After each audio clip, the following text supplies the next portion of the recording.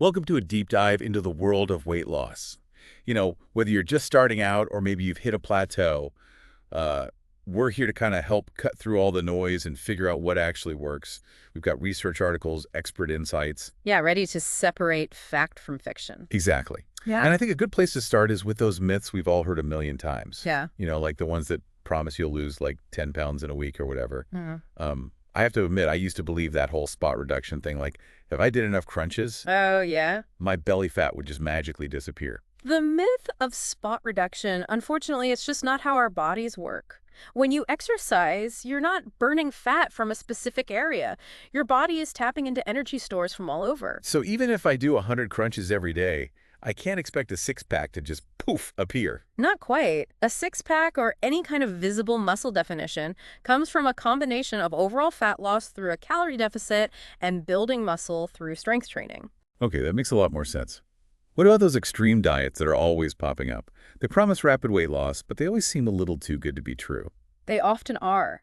Crash diets and juice cleanses. They might seem tempting for quick results, but they can be harmful. Not only are they difficult to maintain, but they can also mess with your metabolism in the long run. Have you ever heard of the yo-yo effect? Yeah, isn't that when you lose weight quickly but then gain it all back just as fast? Exactly. It happens because these extreme diets often lead to muscle loss along with fat loss, which slows down your metabolism. So when you go back to your normal eating habits, your body actually burns fewer calories than it did before the diet, making it easier to regain the weight. So it's not just about the number on the scale, it's about what's happening inside our bodies too. Yeah. Speaking of things that seem too good to be true, what about all those weight loss supplements out there? Do any of them actually work? It's essential to be skeptical of any product claiming to be a magic bullet for weight loss. While some supplements can support overall health, they won't magically melt away fat without the foundational pillars of a healthy diet and regular exercise. They might promise to boost your metabolism or suppress your appetite, but the reality is sustainable weight loss comes from creating a calorie deficit. That's when you burn more calories than you consume. That makes sense. So no magic pill then. It sounds like we need to focus on creating healthy habits that we can stick with. You got it. There are no shortcuts to sustainable weight loss. Instead of falling for fads, let's explore strategies that are backed by science and focus on long-term success rather than quick fixes. Okay, I'm ready to dive into the strategies. But before we do, can you explain a little bit more about this calorie deficit thing? I've heard it mentioned a lot, but I'm not entirely sure how it works or if I need to be like meticulously tracking every single calorie. That's a great question. A calorie deficit is the fundamental principle behind weight loss. Think of it like a simple equation. If you burn more calories than you take in, your body will start using stored fat for energy, leading to weight loss. Now, while calorie tracking can be a helpful tool, especially if you're just starting out, it's not always necessary. And it's definitely not about starving yourself. In fact, drastically cutting your calories can backfire and slow down your metabolism, making it harder to lose weight in the long run. We'll talk more about this in a bit, but the key is to create a moderate calorie deficit that allows you to lose weight gradually without feeling deprived. So how many calories should we be aiming for? Is there a magic number? There's no one-size-fits-all answer, as your individual calorie needs depend on factors like your age, gender, activity level, and... Got it. So no crazy crash dieting. What else can we do to make this calorie deficit work for us? So besides avoiding like those drastic calorie cuts, what else can we do to make this calorie deficit work for us? Does what we eat matter? Absolutely. What you eat plays a huge role in how satisfied you feel, and that can make or break your success. For instance, did you know that protein can actually impact your hunger hormones? Wait, really? Tell me more. It's fascinating. Protein directly affects hormones like ghrelin, which stimulates your appetite, and leptin, which signals fullness. So by prioritizing protein in your meals, you can actually trick your body into feeling more satisfied on fewer calories. Wow, I never knew that. So what are some good sources of protein that I can easily incorporate into my diet? There are tons of options. Think eggs, Greek yogurt, tofu, lean meats, and fish. Even something as simple as adding a scoop of protein powder to your smoothie can make a difference. I love smoothies. I'll definitely have to try that. What about fiber? I know it's good for digestion, but does it have any impact on weight loss? Fiber is a powerhouse when it comes to weight management. It adds bulk to your diet, which helps you feel fuller for longer. Plus, it helps regulate your blood sugar levels, preventing those energy crashes that can lead to cravings. So fiber helps us feel full and keeps our energy stable. That sounds like a win-win to me. What are some good sources of fiber that we should be including in our meals? Fruits, vegetables, whole grains, and legumes are all excellent sources of fiber. Think about swapping white bread for whole grain bread, adding beans to your salads, and snacking on fruits and veggies instead of processed foods. Okay, so we've covered nutrition. Now let's talk about another crucial element, movement. Do I have to hit the gym every day to see results? Not at all. The most important thing is to find activities you enjoy and can consistently incorporate into your routine. Remember, consistency is key when it comes to building lasting habits. Instead of forcing yourself into grueling workouts that you dread, explore different options and see what sparks joy for you. It could be dancing, swimming, hiking, biking, or even just taking a brisk walk while listening to your favorite podcast. That's a relief to hear. I've always loved dancing, so maybe I can dust off my dancing shoes and get moving. But what about those times when, even with a healthy diet and exercise, the scale just refuses to budge? I'm talking about those frustrating weight loss plateaus. What's going on there and what can we do about it? Plateaus are a normal part of the weight loss journey. As you lose weight, your body adapts and your metabolism naturally slows down a bit. It's like your body is trying to conserve energy.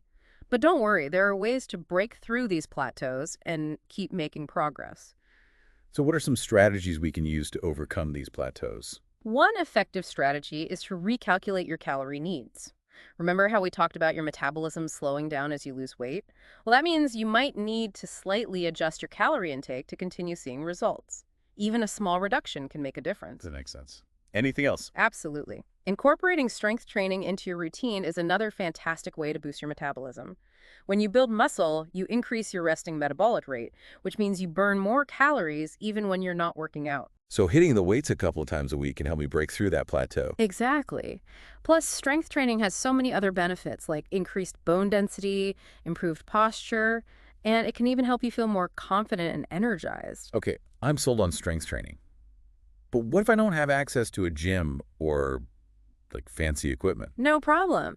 You can get a great strength training workout at home with just your body weight or some simple equipment like resistance bands or dumbbells.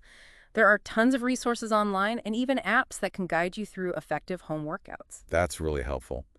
But sometimes, even with all the right strategies in place, it can be tough to stay motivated, especially when we're so focused on the number on the scale. What can we do to kind of shift our focus and stay on track? That's a great point. It's easy to get fixated on the scale, but there are so many other markers of progress that we often overlook. Instead of solely focusing on the number, try celebrating your non-scale victories. These are the positive changes you experience that aren't reflected on the scale, but they are incredibly impactful. Think about things like increased energy levels, improved sleep clothes, fitting better, feeling stronger during your workouts, or even noticing a shift in your mood. Those are all fantastic things to celebrate. It's about feeling better overall, not just seeing a smaller number. Exactly. It's a more holistic approach to weight loss. And speaking of a holistic approach, we can't forget about the impact our mental and emotional well-being has on our weight loss journey. Specifically, let's talk about emotional eating. Oh yes, I think we've all been there. Reaching for that bag of chips or that pint of ice cream when we're stressed, bored, or feeling down. It's like food becomes our go-to coping mechanism.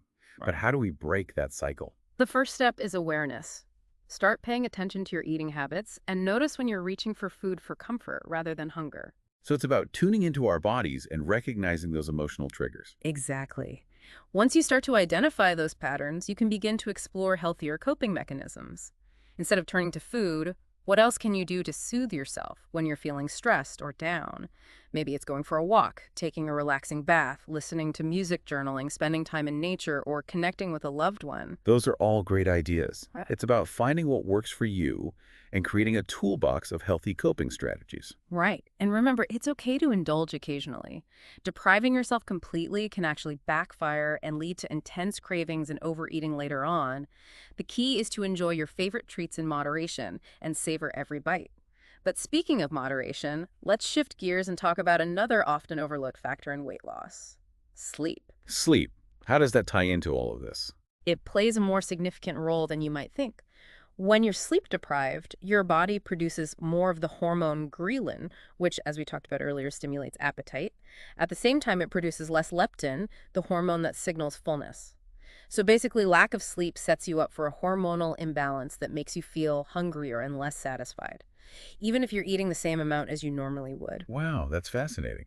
So a good night's sleep is not just about feeling rested. It's about managing those hunger hormones as well. How much sleep should we be aiming for? Most adults need between 7 and 9 hours of quality sleep per night. But it's not just about the quantity, it's about the quality too. Make sure your bedroom is dark, quiet, and cool, and try to establish a relaxing bedtime routine to signal to your body that it's time to wind down. Okay, so we've got nutrition, movement, mindset, emotional well-being, and sleep covered. Is there anything else we need to consider on our weight loss journey? Well, there's one more piece of the puzzle that often gets overlooked but is equally important: stress management. Stress.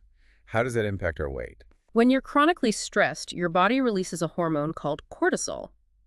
While cortisol plays an essential role in our survival, chronically elevated levels can wreak havoc on our bodies, including contributing to weight gain, particularly around the abdominal area. So not only can stress lead to emotional eating, but it can also directly impact our hormones and contribute to weight gain. Exactly. That's why finding healthy ways to manage stress is crucial for both our mental and physical well-being. Okay, so what are some effective ways to manage stress that we can easily incorporate into our daily lives? There are so many options. It's all about finding what works best for you. Some popular stress-reducing techniques include mindfulness practices like meditation or yoga, spending time in nature, listening to calming music, journaling, engaging in hobbies you enjoy, and connecting with loved ones. Even something as simple as taking a few deep breaths throughout the day can make a big difference. It sounds like stress management is about creating a sense of balance and calm in our lives. You got it. When you prioritize your mental and emotional well-being, it creates a ripple effect that positively impacts every other aspect of your life, including your weight loss journey. This has been incredibly insightful. It's Yes. so much more than just calories in versus calories out. It's about creating a holistic lifestyle that supports our physical, mental, and emotional well-being. Before we wrap up, is there anything else you want to share with our listener about their weight loss journey? Well, I think it's important to remember that sustainable weight loss, it's a journey, not a race. There will be ups and downs, plateaus, and breakthroughs. So just be patient with yourself. Celebrate every victory, and don't let those setbacks discourage you. It's about progress, not perfection. Great. Exactly. And, as you navigate this journey, think about what truly motivates you. Is it fitting into a certain outfit, improving your energy levels, or maybe feeling more confident in your own skin? Yeah, I think having that clear vision of what you want to achieve and like why it matters to you. Yeah. Exactly. Having that strong why can help you stay committed when things get tough. Remember, you're not just changing your body, you're creating a healthier and happier life for yourself. Yeah, that's a great reminder. So as we wrap up this deep dive, I want to leave our listener with something to ponder. Just imagine yourself a year from now. You've consistently implemented these strategies and you've achieved your weight loss goals. What does your life look like? How do you feel? What new things are you able to do? That's a powerful exercise. Visualizing your success can really help you stay motivated and focused on that amazing transformation that you're creating for yourself. Remember, you have the power to achieve anything you set your mind to. Thank you so much for joining us on this deep dive into weight loss. We hope you feel empowered and inspired to embark on your own journey to a healthier and happier you. It was my pleasure. Remember, small changes can lead to big results, so start where you are and trust the process.